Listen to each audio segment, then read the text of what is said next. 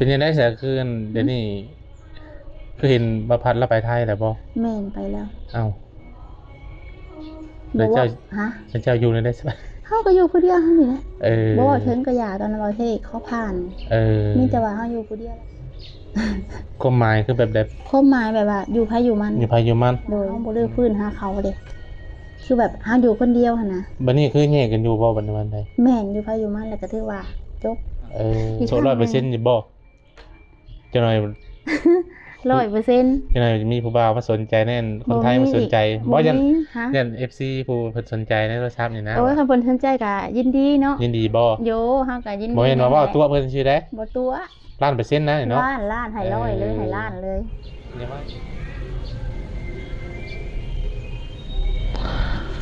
เอาเปิดคลิปขึ้นมาพี่น้อยเนาะกับพี่เละเนาะท่านผู้ชมอยู่ทางบ้านแม่น้องมวยพี่น้อยพอดีประเทศมาหาสามโมงก็เลยสิเบะสิน้ำเพิ่นก่อนพี่น้อยเนาะแวะเยี่ยมแวะยามเพิ่นก่อนแล้วก็ว่าสิมาซื้อหมักเตงน้ำเพิ่นพี่น้อยเห็นเพิ่นปลูกหมักเตงเนาะว่าเป็นจังไดมีอยู่บ่เตงนี่กายไปกายมาอยู่แต่กับบ่ได้คอยเวทพี่น้อยมื้อนี้ก็เลยสิแวะเวียนเข้ามาเยี่ยมมายามเพิ่นก่อนพี่น้อยเป็นจังไดปะเดี๋ยวเฮาสิเข้าไปหาทางครอบครัวเพิ่นก่อนโอ้น้องมวยก็เริ่มเฮียนบ่เนาะป้ามื้อนี้ถือว่าเด็ดแฮงอีหลีพี่น้อยเด็ดสุดๆเลยเนาะเอาตกเตะกันเนาะซื้อสมมาฝากเพิ่นก่อนปลาตัวเด็ดแท้นี่โอ้เตงมันปลูกพักลายเลย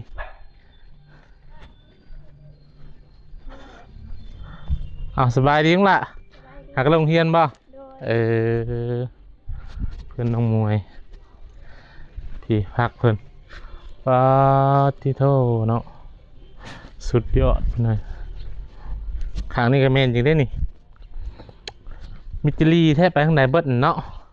อยู่นี่บ่ซะสบายดีเด้อนี่ฮะก็เห็นประเทศมากโดยเพราะบอกเดี๋ยวนึงไม่เฮียเป็นจังได๋ตัวบ่ได้เห็นมากระโดดเวียนไปนั่นนี่แหละแต่ว่าบ่ได้คอยเข้ามาใช้น้องมวยลงเฮียนแหละโดยเลิกแล้วนี่ไม่นะโดยปลูกผักลายดีเนาะโดยกะนั่นอยู่ว่าสิมาซื้อของเตงนั่นได้มันมีบ่ของเตงนะมันเบิดแล้วประเทศคือยังมันตายไปแล้วฮะยังบ่ได้กลถิ่มใหม่ซั่นมันเป็นซองเถื่อแล้วมันก็เมิดได้มักแตงนะว่ามาซื้อของเตงนำพี่น้องว่าเบิดแล้วมีแต่ใบฉบับนี่มีแต่ใบคือบ่ฮื้อถิ่มรถซะเฮายังบ่ได้ฮื้อสิไปมัดต้นนั้นต่อเลยนะคะม่วนนะปลูกที่แท้มัน2ผักขางเลยเลยเอาเชิญนั่งก่อนโดยนั่งก็นั่งซะช่วยเจ้าของบ้านนั่งจักเชิญประเทศจักเชิญเจ้าของดิกินข้าวแล้วบ่ยังบ่ได้กินบ่ได้เห็นนึงคือว่า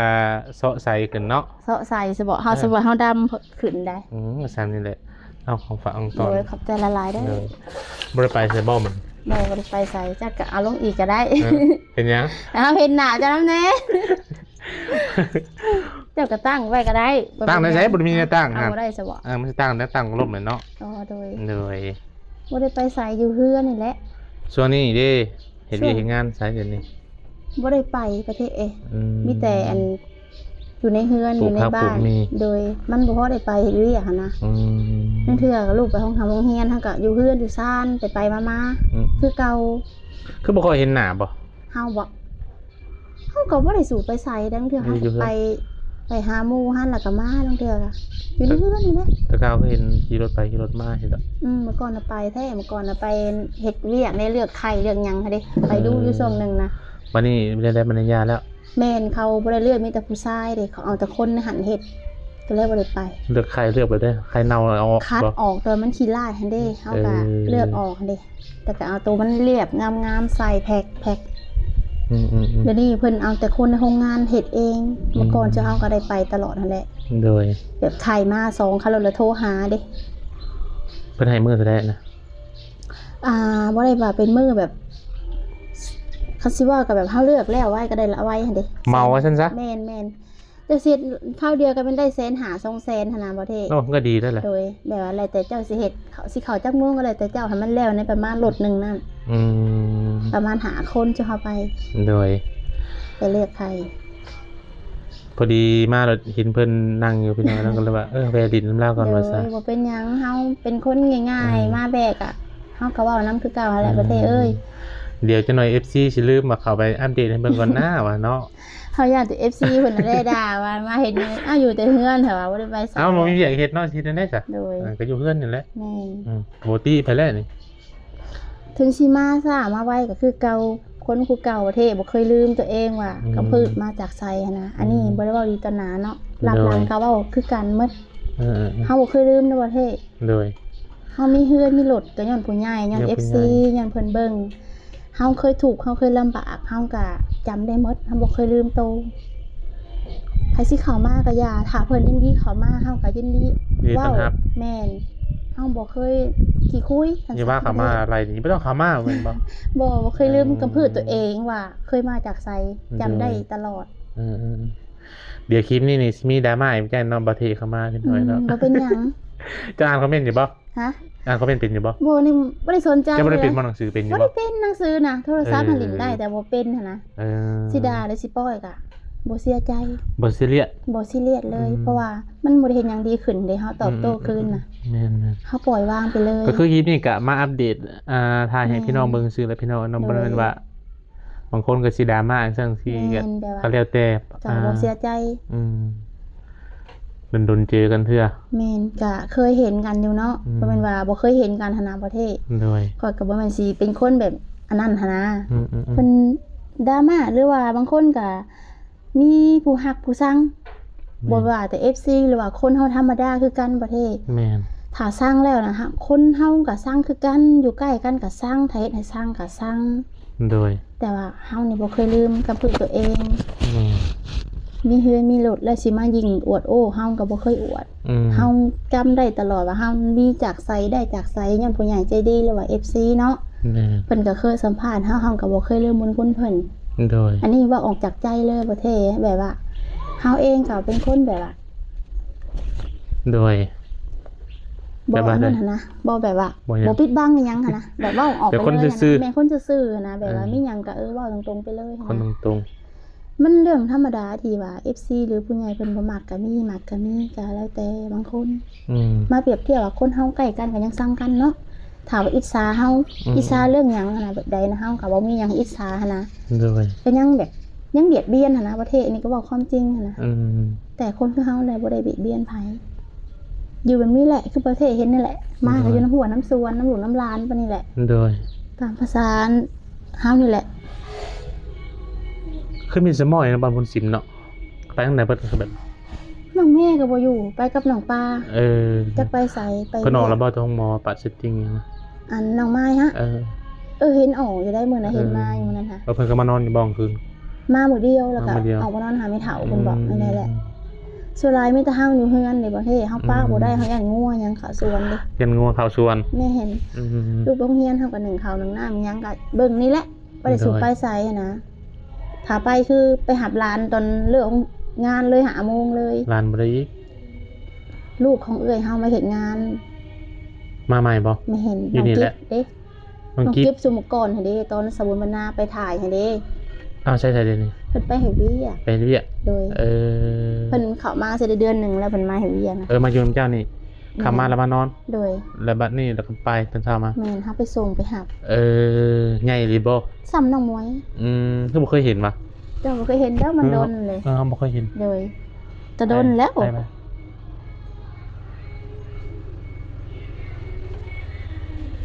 ผู้บ่าวบอกมา โอ้ยแล้วนะพอตู้แล้วพอเทก็ว่าเกินไป เราอยู่ใช้เราอยู่นี่บ่ เราอยู่บ้านมัน คือว่าคนมาอยู่ใหม่นี่ไผใช้อยู่ในนี่บ่ น้องมะลิ น้องมะลิ โดย ที่บอแซนเพิ่นสวยหั่นเด้ โอ้เห็นว่าอันเมื่อคืนรถติดอยู่เอาเข้ามายังวะ เมื่อก่อนเพิ่นก็มานอนอันนี้แหละจนสิเข้าเดือนหนึงน้องมะลิเพิ่นหากะเมื่อได้ประมาณ 2-3 มื้ มาอยู่ใหม่บ่ โดย เออ เพิ่นแบบว่ามันยุ่งยากก็เลยว่าให้นอนแน่เฮาก็อีต้นเนาะ อืม วันนี้เพิ่นก็เลยมานอนกับเอื้อยเพิ่นเมื่อคืนนี่ในเฮือนน่ะ อืม หากะมาเมื่อวานนี้ เลย เป็นยังไงเสียคืนเดี๋ยวนี้คือเห็นประพัดแล้วไปไทยแล้วบ่ แม่นไปแล้ว เอ้า บ แล้ อ ว กว่า เจ้า ฮะ แล้วเจ้าอยู่ในได้ใช่ไหม เฮาก็อยู่ผู้เดียวเฮานี่แหละ เออ บ่ว่าถึงก็หย่าตอนนั้นประเทศเขาผ่าน เออ มีแต่ว่าเฮาอยู่ผู้เดียวแล้วก็หย่า ความหมายคือแบบ ความหมายแบบว่าอยู่ไผอยู่มัน อยู่ภายอยู่มัน โดย อืม คือว่าเฮาบ่เลือกพื้นหาเขาเด้คือแบบเฮาอยู่คนเดียวหั่นนะ บัดนี้คือแยกกันอยู่บ่บัดนี้วันใด แม่นอยู่ไผอยู่มันแล้วก็ถือว่าจบ เออบัดสามเอกเด้แล้วเราไปไทยคุมบิน สนิทกับบ่ฮู้เลยจักไปไสเลยนะแบบว่า แบบอยู่ภายอยู่มัน อยู่ไผอยู่มันเลยบ่ได้ค่อยยุ่งเรื่องของไผของมันหั่นนะ บ่ได้แบบคือตะกี้บ่ แม่น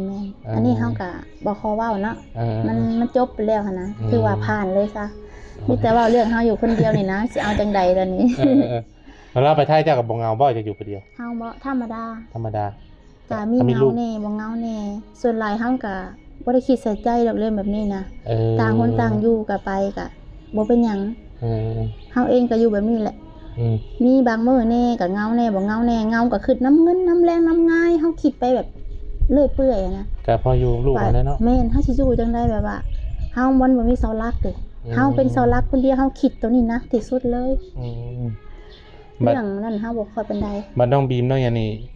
เจ้าบ่ดูแลบ่ แม่น เออ เพิ่นผางไว้ให้เฮาเบิ่งเฮาก็เบิ่งซำเฮาเบิ่งได้หั้นแหละเพราะว่าเฮาเองก็บ่มีผัวเนาะก็เบิ่งไป แล้วเราก็ให้เงินเดือนอยู่บ่ล่ะ เออเรื่องให้เพิ่นก็ให้ค่าอยู่ค่ากินลูกเต้าหั่นแหละ เออ ของเราก็หาก็ไป อื นะ ม เฮาเองก็เฮ็ดจังได๋เฮาแนะนำร้านเฮาก็เบิ่งนะประเทศตรงนี้น่ะถิ่มบ่ได้มันเป็นเล็กน้อยเด้ ต่างเบิ่งไป แม่ คือเราหาเงินนำเพิ่นก็สิ้นเดือนมาเราก็ส่งมาให้เจ้าซื้ออยู่ซื้อกินซื้อลูกกินสิบ่ แม่นพอได้แต่ซื้อให้ลูกให้เต้าหั่นแหละตอนนั้นหั่นบ่เป็นหยังสิให้หรือบ่ให้แล้วแต่น้ำจิตน้ำใจ แต่ว่าเฮาเบิ่งได้ทำเฮาเบิ่งได้อะนะ อืม เอาซี่ซะ เฮาก็เห็นใน TikTok ว่าเราสิไปไทยว่าเราไปเฮ็ดเวียกจังนะ ไปเฮ็ดงานร้านอาหาร ร้านอาหาร โดย ได้เป็นเดือนเลยเนาะ แม่ อืม ได้แล้วมื้อนี้ก็วันที่4อ่ะ เออก็คือตอนนี้คืออยู่ผู้เดียว อยู่คนเดียว บ่หาครูหาคิงมาอยู่นำบ่ มันบ่มีไผมาสนใจเฮาดอกเฮาเป็นแม่ห้างนี่แหละมันยาก มันหักมีได้เนาะคัน มันมีแป้ว เปิด หลาย จิตเปิดใจ เออ คันว่า เรื่องเปิดก็เปิดแต่ว่าสิมีไผสนใจบ่ย่านแต่เพิ่นรังเกียจหลายกว่า เอาคันเจ้าบ่ได้เกี่ยวของหยังกับเราก็สิเป็นหยัง ก็ เขาว่าสิเปิดจิตเปิด ก็ ใจ บ่ได้เกี่ยวหรอกแต่ว่าหมายถึงว่าเฮาเองก็ เรียนเขาแบบว่าบ่นั่นบ่ ยันเขาบ่จริงใจหั้นนะ เออ ยันแบบเขามาแล้วหลอกต้มอิหยังเฮาก็แบบคิดย่านแน่ที่เฮาเคยมีประวัติหลาย เดี๋ยวนี้ว่าไงเดี๋ยวนี้คือเดินทางเส้นไผเส้นมันแล้วนะเดี๋ยวนี้นะ โดย บ่ได้มีหยังเกี่ยวของว่าซั่นซะ บ่มีแต่กะบ่เว้าถึงเพิ่นอีกเลย อืม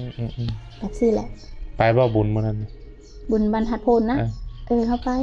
ไป เฮาอยากไป กับ ขอพรอิหยัง ไผ เฮา ไปกับไผ มา นะ ไปกับหมู่ กับหมู่ โดย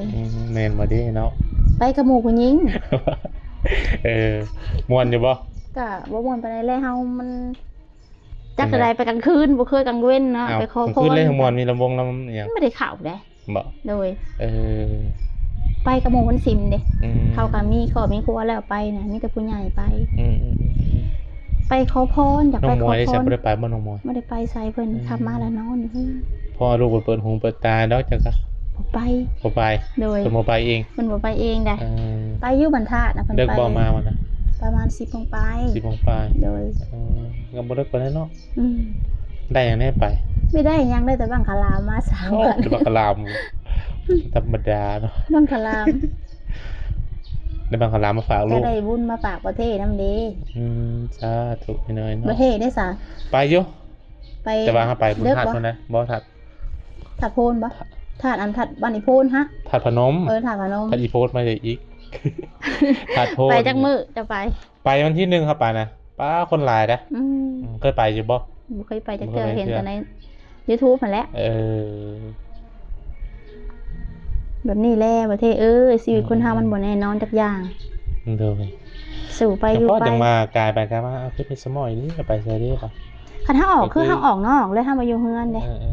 ก็คือเพิ่นนี่เลือกเดินเส้นทางไปเส้นทางมันแหละพี่น้อยเนาะบ่ได้เจ้าของอีหยัง แล้วเฮาเองก็บ่อยากเว้าถึงเพิ่นนี่เลยเด้จบก็คือว่าจบเลยหั้นนะ เลย บ่ให้มีหยังผิดพลาดอีกหั้นนะ เออ ถือว่าถึงว่า FC ผู้ใหญ่เพิ่นเบิ่งตอนนี้ก็ถ้าเพิ่นสิดูถูกก็บ่เสียใจ อืม เพราะว่าคนเฮามันบ่มีใครเลือกเกิดได้ ถ้าเลือกเกิดได้ตั้งแต่ต้นนะเฮาก็สิบ่เป็นแม่ห้างประเทศเป็นหยังเฮาจังว่าย้อนมาถ้าเฮาย้อนอดีตได้นะเฮาก็คือสิบ่เป็นแบบนี้นะมันเลือกเกิดได้บ่หรือว่าคนเฮาสิเป็นแบบนั้นบ่ฮู้เด้แต่ว่ามันผ่านค่ะคือว่ามันผ่านไปเรื่องใดสิ่งบ่ดีก็มันผ่านไปเฮาก็เริ่มต้นใหม่ได้เสมอโดยตอนนี้คือว่าง่ายคือการมาสละโสดโดยอีกครั้งโสด 100% อยู่บ่จังหน่อย100% จังหน่อยมีผู้บ่าวมาสนใจแน่นคนไทยมาสนใจบ่ยัน FC ผู้เพิ่นสนใจในโทรศัพท์นี่นะโอ้ยคันเพิ่นสนใจก็ยินดีเนาะยินดีบ่โยเฮาก็ยินดีบ่เห็นว่าตัวเพิ่นชื่อใดบ่ตัว 1,000,000%นะเนาะล้านให้100เลยให้ล้านเลยอย่าว่าเว้าพบยังหายผิดกันซื่อๆบ่จ๊ะบ่เป็นหยังบ่เท่เพราะว่าเฮาเองก็มีผมด้อยที่แบบว่า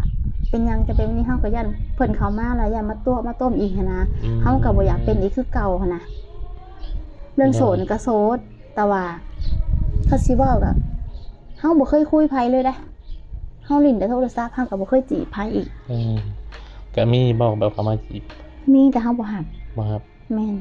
คือบ่ลองเปิดใจคุยลองเบิ่งคิดว่าย่านเป็นคือเก่าหั่นแหละก็เลยแบบบ่กล้ารับไผเลยนะลองเบิ่งบางทีมันก็คนบางคนแต่ละคนมันก็บ่เป็นแบบเดียวเสมอไปดอกมันก็ว่าเข้าใจอยู่แต่ว่าตัวเองเคยผิดพลาดเด้ก็ย่านเป็นแบบเก่าก็เลยแบบบ่สนใจแบบนี้นะก็เลยบ่ค่อยคุยกับไผมีแต่หมู่คู่ธรรมดาขออยู่โสดๆแบบนี้แม่นเฮาอยู่แบบจังซี่แหละบ่เท่เรื่องลิ้นโทรศัพท์ลิ้น TikTok เฮาลิ้นอยู่แล้วเพราะว่าเฮามันมักม่วนเด้เฮามักลิ้นอยู่แล้วนะคลายเครียดว่าซั่นซะคลายเครียดหมู่คู่ก็มาลิ้นได้ในเฮือนนี่นะใส่มุกมมอยู่มันบ่ได้เนาะเดี๋ยวสิเป็นโรคซึมเศร้าอีกส่วนหลายหมู่น่ะสิเข้ามาลิ้นนำเฮาเพราะว่าเฮาเองมันอิสระเด้เขามาเทื่อเขาก็มานอนในเฮือนนี่เขาก็เมื่อนะแบบนี้นะเฮาก็ยินดีเฮาก็มักหมู่มักม่วนอยู่แล้วหั่นนะเป็นคนบ่คุยเนาะไผมาก็ดิดนำเบิดหั่นนะโดยเป็นคนแบบบ่ซีเรียสง่ายๆหั่นนะหมู่กับบ้านพ้นซิมนี่บ่พ้นซิมก็มีบ้านหลัก10ก็มีหมดอยู่แถวหลัก8ก็มีเข้ามาลิ้นนะโสดคือกันหมู่ไม่ผัวก็มีโสดก็มีไม่ห่างคือกันก็มีเฮาก็ยินดีให้หมู่มาเฮาบ่จำเป็นสิไปขี้คุยหั่นนะบ่เท่แม่นบ่แม่นว่ามีเฮือนมีรถแล้วสิไผมาใกล้เฮือนบ่ได้มันเป็นไปบ่ได้เฮาเป็นคนมักม่วนอยู่แล้วอยู่หลัก10คือการเฮามักหมู่มักม่วนอยู่แล้วนะบ่เคยเริ่มกับเพื่อตัวเองมาจากไสนะบ่เท่อันนี้เว้าความจริงบ่เท่เด้ซะมีนะบ่มีแฟนนะบ่ยังนั่นแหละก็คือแบบนี้แหละพี่น้องเพิ่นก็เลยเฮาก็ม่วนไปนี่แหละสาวไปม่วนไปตามภาษาตามภาษาคนโสดโดยเขากินเบียร์เชี่ยวเขาบ่เล่นจังบ่ไม่ไปเราบ่ได้สนิทกับเขาบ่ก็สนิทอยู่แต่บ่ค่อยไปเขาฉลองยังงั้นก็ลิ้นตามนั่นแหละโดยลูกน้อยยังนี่นะบ่ไม่มีแล้วก็ไม่ได้น้ำเฮาอยู่ได้บางมื้อก็ไม่มีจ้ะแล้วก็ไปม่ามนี่แล้วลิ้นเพื่อนแล้วโดยเฮาก็มักม่วนคือกันบ่เท่เอ้ยเฮาก็ยินดีเฮาเป็นคนบ่คุยอยู่แล้วเป็นคนล่าเริงอยู่แล้วแต่ใดมาคือเห็น TikTok เจ้าแว่วๆชื่อจังได๋ก็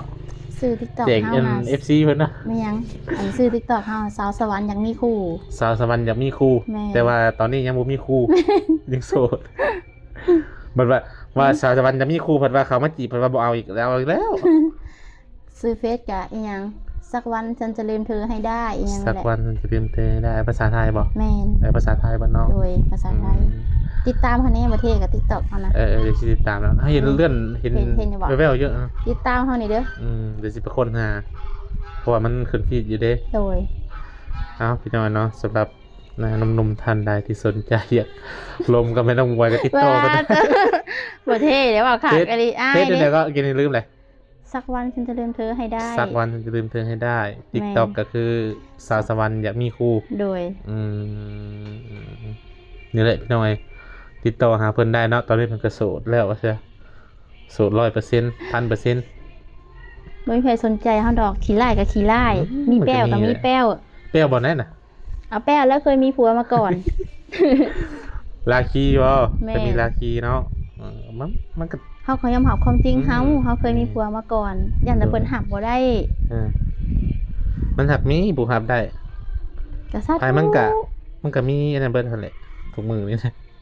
มีเปรี้ยวคนนั่นแหละมีดีมีหายเนาะว่าเทมีสัวมีเบิดทุกอย่างเลยโดย ทำบ่เก็บมาใส่ใจอะไรก็แล้วหั่นนะ ไปอยู่บ่ ฮะ ตุบพุ่นน่ะไปอยู่บ่ ไป อันตุบเก่านะไปอยู่บ่ บางมื้อก็ไป บ่ได้ไปแล้วคนจะมากมาเลยเนาะ ไปหั่นแหละ ไป หา ก็ ห มี มู่ แต่ไป แม่นกาย ไปดิน กา ไป ย ยังซื่อ แม่นกายไปหาหมู่อยู่ลักซิบเด้หมู่เฮาอยู่ปุ่นเด้เฮาก็ไป แต่เก่ากินมากระทันขายเนาะ โดย แล้วนี่ยาแล้วบ่มัน ยาแล้ว มันมี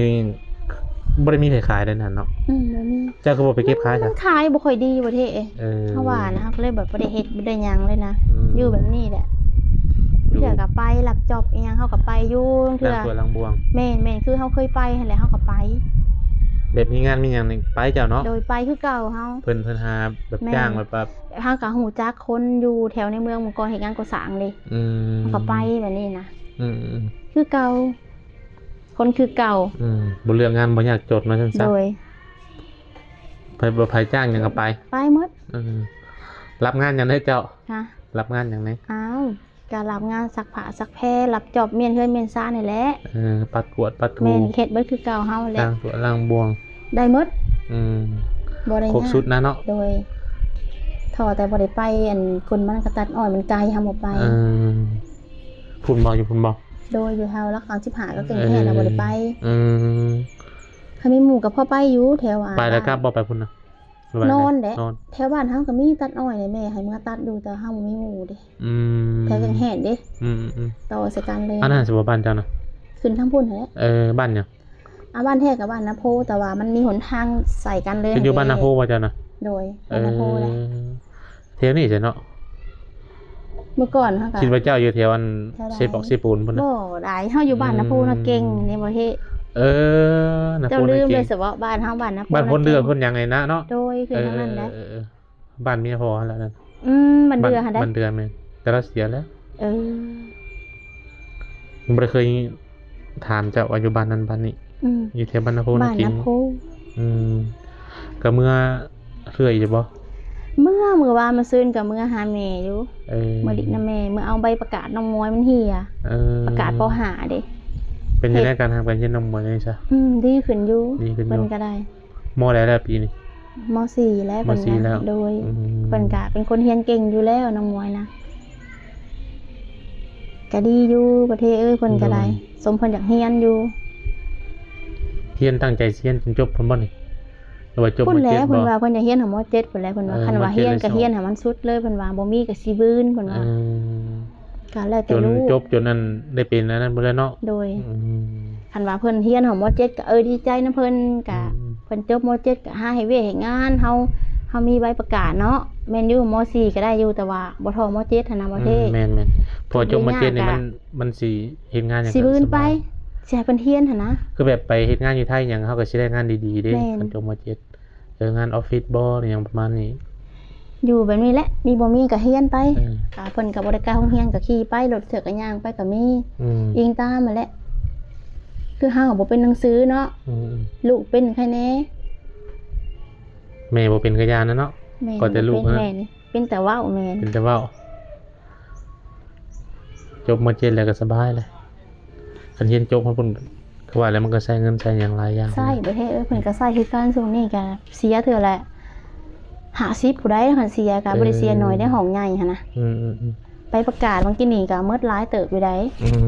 บ่หานะ โดยดีแหละตั้งใจทำใจเฮียน โดย ข้าวน้ำซ้ำปลาทุกมื้อได้สาเหตุอันใด ข้าวน้ำซัมปลาของมื้อนี้บ่บางเทื่อก็ซื้อเอาแน่ ซื้อ ก็ เป็นโล มา เป็นหยัง เอาอยู่ บ่ บ้านแน่โดย เออ ซื้อ กะกิน อ แบ ย่า บ ว่ายังมี FC มันจะช่วยซื้อข้าวซื้อน้ำให้หั่นนะ โดย ก็เลยถามเบิ่งหั่นนะ โดย ก็ เทื่อกะมื้อเอาน้าแม่แน่มาแล้วก็ซื้อเองแน่เทื่อละ10โล5โลคือเก่าหั่นแหละ ถึง แบบ ขาย เก่า ผักขายหยังแบบนี้เนาะ โดย เออ เทื่อก็ไปเฮ็ดเวียกให้งานก็ซื้อมาเลยหั่นนะแม่ก็ อยู่บน2 คน โดยคือเก่า บ่สองแล้วเนาะเด็กน้อยอันนี้หลานเจ้าอีกเด้ แม่น เออ เฮาก็อยู่แบบนี้นะประเทศคือเจ้าเห็นนี่แหละ อืม บ่ให้ว่า อันนั้นเนาะว่าพื้นคนเฮามันก็เลือกเกิดบ่ได้เนาะประเทศ แม่น เบิดจะได้หวาน เพิ่นก็เว้าแล้วบ่ โดย เออ เมื่อยแล้วได้หวานบ่จักสิเว่าหยังเนี่ยเพิ่นหายได้หวาน เพิ่น นี่นะ เพิ่นเบิดคำเว้าก็ โดยบ่จักก็สิเว้าได้หวานนี่นะ อย่างก็ถามเพิ่นเลยติ โดย เออ กันนี่แหละพี่น้องเอ้ยเนาะนี่ได้ ถึงในพิษแน่เด้อ ถามเขาบอก บ่ให้ มี ที่ อะไร ซ้าย ถาม เด้อ เขาบอก พี่น้องเอ้ย มวยดราม่าได้ดิ โดย ดราม่าก็บ่เป็นจังดอกจังรับได้อยู่เนาะ ได้เสมอ บ่ได้เจ็บติ เฮาบ่ได้ซีเรียสของแบบนี้ บ่อ ว่า คติเนาะ ปกติที่ว่ามาหึนมาหยังบ่ได้เฮาธรรมดา อืม ดราม่าแต่เฮานี่บ่เป็นหยังคะแนนบ่เกี่ยวกับลูกหันนะเฮาบ่ดีแบบว่าเฮาบ่ได้คิดมาใส่ใจหยังมันมีหมดหันนะของมันนี่หันนะ อืม สิสวยหรือสิ่งผู้รวยก็ยังถือกระเซินมาเฮาผู้จนบ่มี เฮาสิให้คนทั้งโลกมาหาเฮาคนเดียวบ่ได้ เฮา เนาะ ก็ต้องแบบหลับได้หันนะเฮาจังกล้าออกหันนะ แม่น กล้าออกก็ต้องกล้าหลับ เออ แบบง่ายๆเลยหันนะ โดยโอ้ลองเพลงเสียเนาะ ให้บ่โสดว่าซั่น เอาโอเคพี่น้องก็สิประมาณนี้แหละ แวะเวียนเข้ามาหาเพิ่นอัปเดตให้ FC เพิ่นเบิ่งคันมากก็เลื่อนคันมากก็เลื่อน